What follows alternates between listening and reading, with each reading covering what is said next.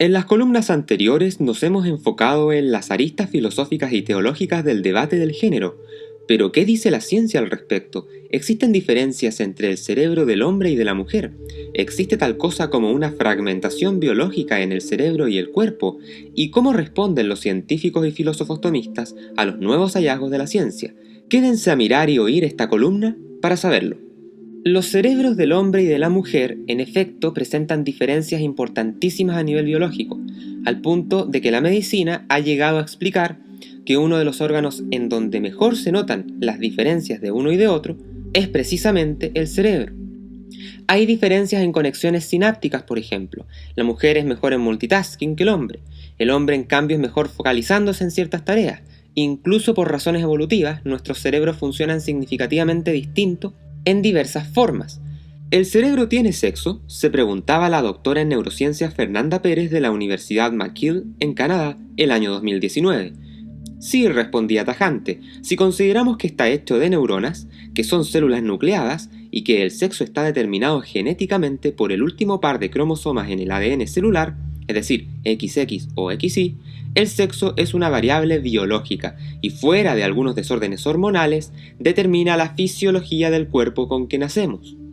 Sin embargo, lo que parecía ir bien encaminado prontamente se tuerce en un discurso de corte deconstruccionista que fue publicado en una gaceta de la Universidad Autónoma de México sobre feminismo y termina concluyendo que hoy en día la perspectiva de las investigadoras que buscan explicar el cerebro más allá de dicotomías hombre-mujer, como sus colegas Gina Rippon y Daphna Joel, resultaría, según ella, esencial para evitar que los nuevos hallazgos de la neurociencia sean utilizados para enunciar verdades innegables que justifiquen y perpetúen la desigualdad en nuestras sociedades. La neurocientífica Daphna Joel, caballo de batalla recurrente de las activistas, es conocida por sus investigaciones que desafían la idea de que el cerebro masculino y femenino tienen diferencias claramente definidas. El binarismo para ellas entonces ya no es una verdad innegable, sino que es una visión que debe ser deconstruida al punto que Joel propone que el cerebro humano es un mosaico de características que no están estrictamente asociadas al sexo masculino o femenino. Como si todo esto fuera poco, en una entrevista dada para la BBC, Daphna Joel confesó que si de verdad existiese un cerebro masculino y otro femenino, y su tesis estuviese equivocada, no deberíamos aceptarlo como una verdad irremediable, agregando que el hecho de que algo sea natural no quiere decir que como sociedad debamos apoyarlo o celebrarlo. Pero alguien ha criticado esta visión neurocientífica deconstruccionista y biológico desintegrativa, o están absolutamente en lo correcto Joel y compañía. Por supuesto que se ha criticado, y desde la propia comunidad científica. Recuerden la sistematización que hacíamos al final de la columna anterior. Muchos han tildado a Joel de hacer política en vez de ciencia y hasta de abrazar el cartesianismo, pues su tesis podría interpretarse como favorecedora de una visión en la que la mente y la identidad están menos vinculadas a la biología del cuerpo, abriendo la puerta a una concepción del yo que está más desconectada del cuerpo físico, similar a lo que el cartesianismo sugería en el siglo XVII, idea ilustrada tan rechazada hoy por los neurocientíficos y biólogos tomistas, pero también por neurocientíficos materialistas como Rodrigo Quián, el que se ha opuesto en muchos de sus libros a las ideas de Descartes, al punto de afirmar que hoy en día son muy pocos los científicos que aún sostienen el dualismo cartesiano.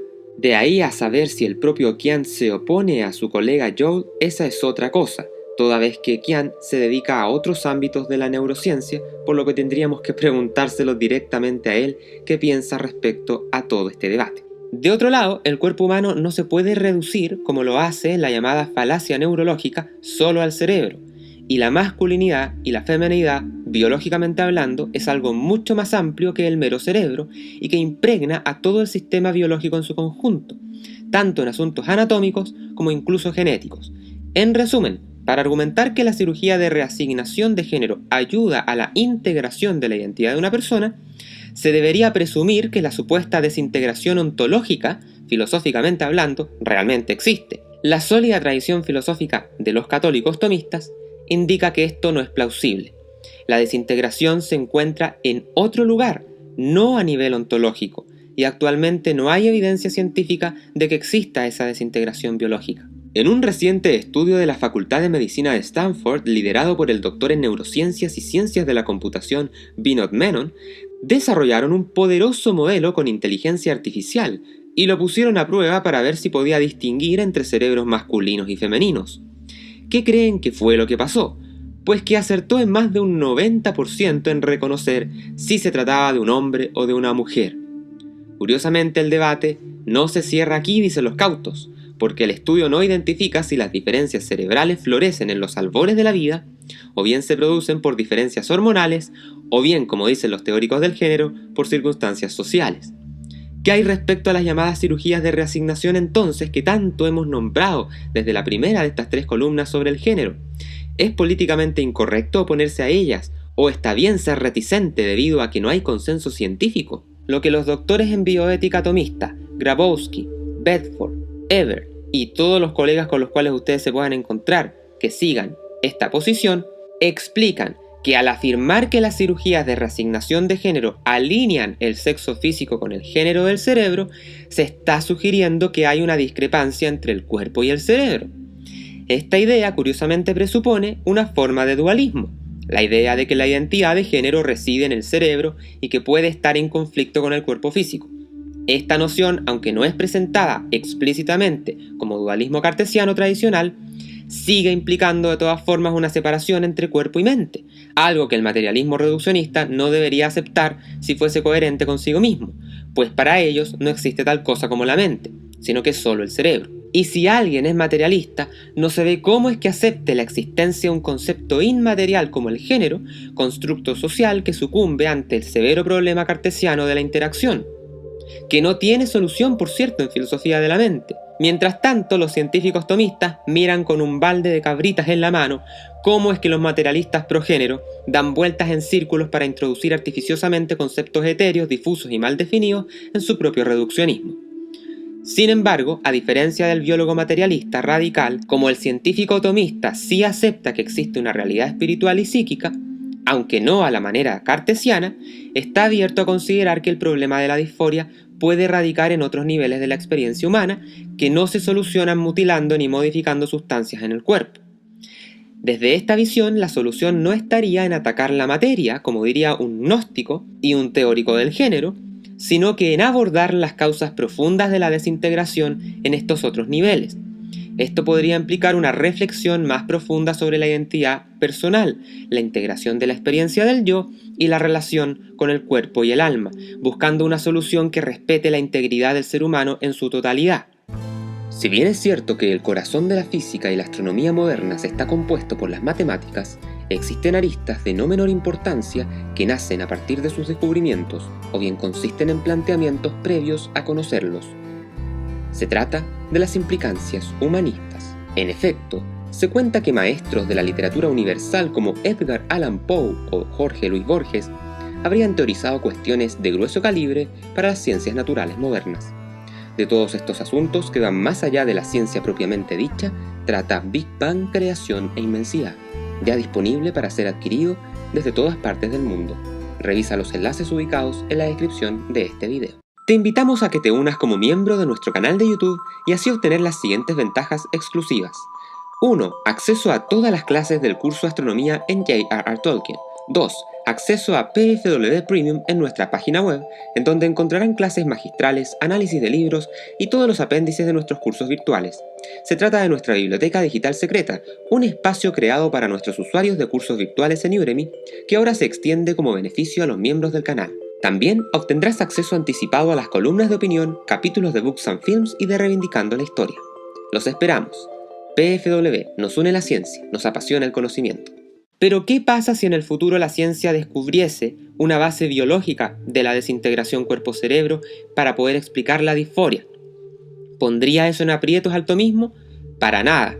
Mutatis mutandis, para la respuesta que se tiene hoy en día con los fenómenos intersex, el científico y filósofo tomista podría hacer una distinción entre la norma metafísica natural y la anomalía, reconociendo que estas últimas no definen a la esencia de la naturaleza humana, pero que sí se requiere de una respuesta saludable y caritativa para ayudar genuinamente a esas personas a buscar su natural y verdadera identidad.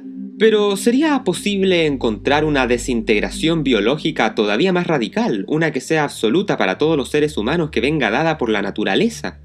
Si complementamos el reciente estudio de Stanford, junto a todo lo que ya sabemos respecto a la determinación genética del sexo, junto con otros importantes estudios que analizan la determinación sexual del cerebro a nivel prenatal, como los de la neurobióloga de la UC Berkeley, Yale y Harvard, Loan Brizendine, la respuesta es clara: no existe tal desintegración, y es absurdo creer que el cerebro es un órgano neutro cuya masculinidad o feminidad dependa del todo de las construcciones sociales.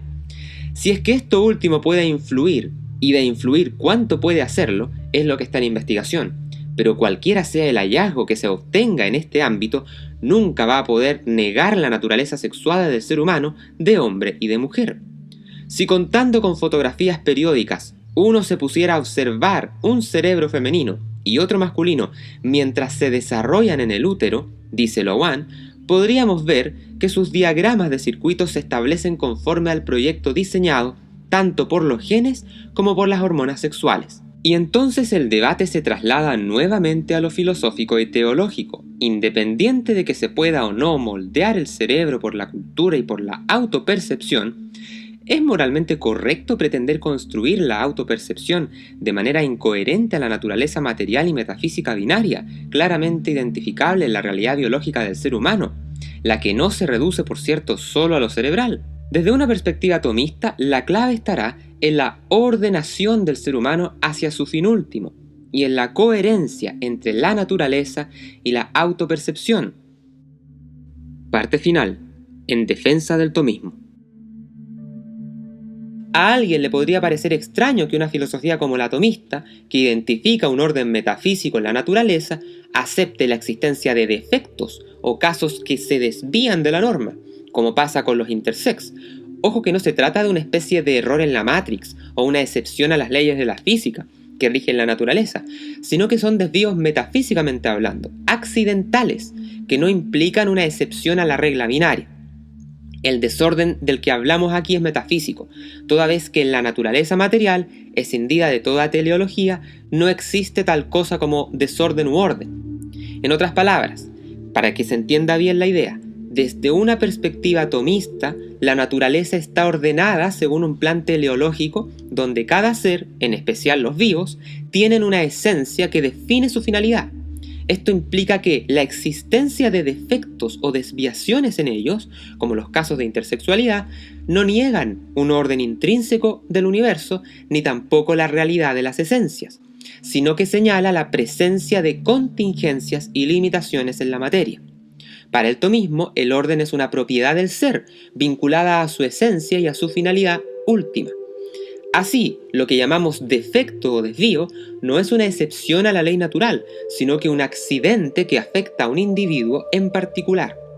En este sentido, un defecto no implica que la norma binaria del sexo en la especie humana esté en crisis o sea inválida, como malamente plantean algunos teóricos del género. Simplemente señala que en la realización concreta de esa naturaleza pueden darse imperfecciones debido a la condición material y contingente del mundo. Esta es la parte crucial del debate y que genera tanta confusión hoy en día.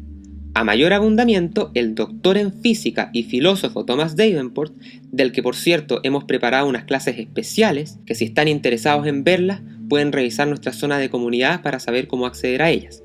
El profesor Thomas explica que la teleología comienza con la tendencia interna básica de las cosas a moverse hacia estados estables particulares por su propia naturaleza. De hecho, si no fuera por esa tendencia interna básica de las cosas naturales a moverse hacia la estabilidad, todo el proyecto de la ciencia sería imposible, porque no habría consistencia ni orden que hicieran la naturaleza inteligible. Y de hecho, es hasta lógico que sucedan esta clase de excepciones a la regla, toda vez que el mundo creado, aunque bueno y ordenado, está sujeto a la corrupción y a limitaciones propias de la materia. No vivimos en el paraíso. Pero entonces, ¿qué sentido tendría que existieran esta clase de desórdenes sexuales que hacen sufrir a quien los padece? Es la pregunta que aflora naturalmente. ¿El rol central del mal en la evolución de la vida no contradice acaso la existencia de la divina providencia, o incluso peor, la supuesta bondad intrínseca de esa providencia? En las más recientes publicaciones del Thomistic Institute, sus biólogos y filósofos explican que la providencia divina, a pesar de extenderse a todo detalle de la existencia, no excluye la posibilidad de defectos particulares en la evolución de las especies. La razón teológica de estas imperfecciones vendría dada con la intención de que pueda manifestarse una mayor bondad en la creación. Así las cosas, los males físicos particulares, aunque no sean queridos directamente, puede decirse que son causados por Dios como parte de su sabio ordenamiento del conjunto.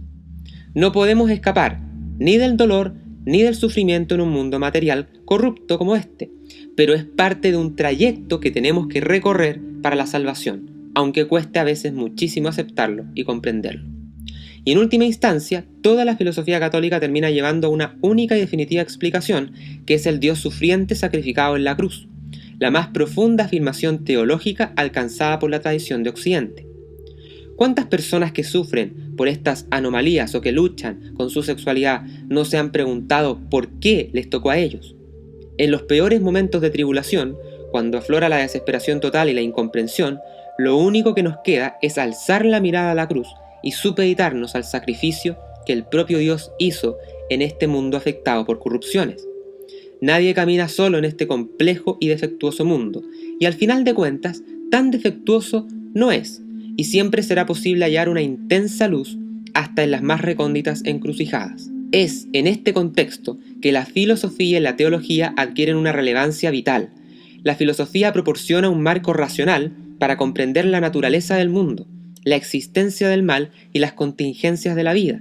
La teología, por su parte, ofrece respuestas que trascienden la razón, ubicando el sufrimiento dentro del plan redentor divino y ofreciendo una esperanza que no se fundamenta en la eliminación del dolor, sino que precisamente en su redención.